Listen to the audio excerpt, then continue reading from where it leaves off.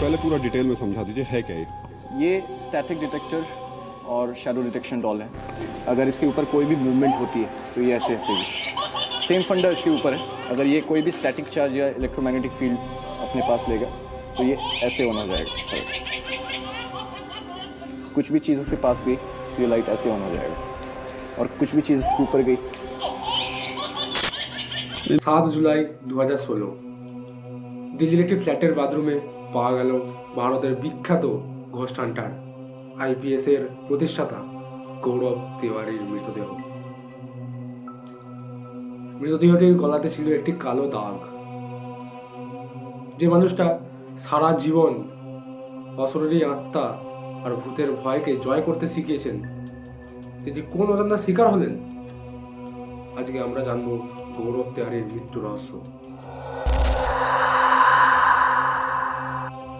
গৌরব তিওয়ারি ছিলেন Indian paranormal সোসাইটির প্রতিষ্ঠাতা। তিনি 6000-এরও বেশি জায়গায় ইনভেস্টিগেশন করতে গেছেন। ভাঙ্গার কেল্লা থেকে শুরু করে কুলধারা গ্রাম, এই সবই জায়গায় ঘুরেছেন তিনি তার বৈজ্ঞানিক যন্ত্রপাতি নিয়ে। তিনি একটা কথা বিশ্বাস করতেন যে সবকিছুর পিছনে বৈজ্ঞানিক ব্যাখ্যা আছে। কিন্তু মৃত্যুর আগে থেকেই কি তিনি বদলে যাচ্ছিলেন? সেদিন রাতে গৌরব বাড়িতেই ছিলেন। তার পরিবারের লোকেরা জানান ঠিক 11টার সময় তিনি স্নান করার উদ্দেশ্যে বাথরুমে যান, এবং সেখানে যাওয়ার পরে বিকট একটা শব্দ শোনা যায়। সেই শব্দ শুনে তার স্ত্রী এবং বাবা তার কাছে ছুটে যান। বাথরুমের দরজা ছিল ভেতর থেকে বন্ধ, তাই দরজা ভাঙতে হয়েছিল। ভেঙে ঢোকার পরে দেখা যায় গৌরব মেঝেতে অচেতন অবস্থায় লুটিয়ে পড়ে আছেন। কিছুক্ষণ পরেই হাসপাতালে নিয়ে গেলে ডাক্তাররা তাকে মৃত বলে ঘোষণা করে।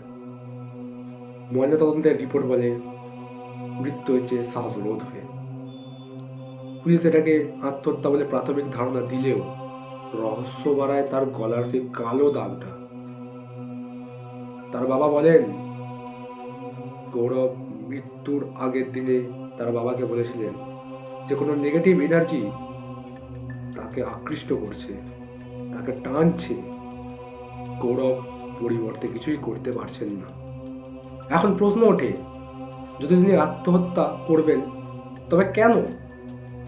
তার কেরিয়ার তখন তুঙ্গে চলছিল, তার বৈবাহিক জীবনেও কোনো অশান্তির ছাপ মেলেনি। তবে কি আসলে কোনো অশরীরী শক্তি তাকে মৃত্যুর দিকে ঠেলে দিল? গৌরব তিওয়ারি সবসময় বলতেন, ভয় মানুষের মনে থাকে, কিন্তু তার মৃত্যু রহস্যই আজ সব মানুষের ভয়ের কারণ হয়ে দাঁড়িয়েছে।